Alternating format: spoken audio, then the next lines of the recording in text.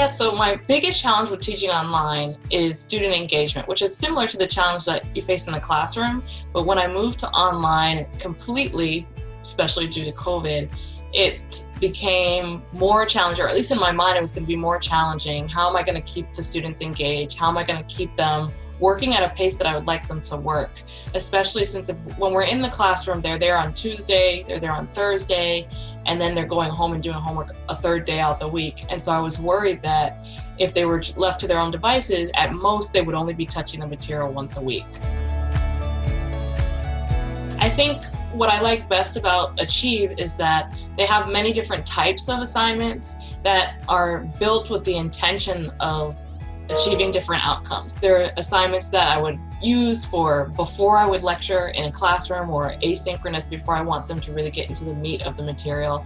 And there are different style assignments that I would use after the lecture or after they've read and really felt the material in the lecture. And Achieve allows me to do that because when they developed this material, they did so with the intention of students having a different experience, which I find is different from other platforms where it's more like you get similar multiple choice sort of post-lecture content.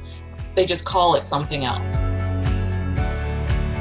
So in particular, I think the engagement and the retention go hand in hand. If I can keep them engaged in the content and keep them so that they're able to follow along from week to week, that it will help with retention as well. The material for some students can get very difficult very quickly, and so I find early on it's important to maintain a certain pace with the course, and that way it builds a foundation that will carry them through the rest of the semester.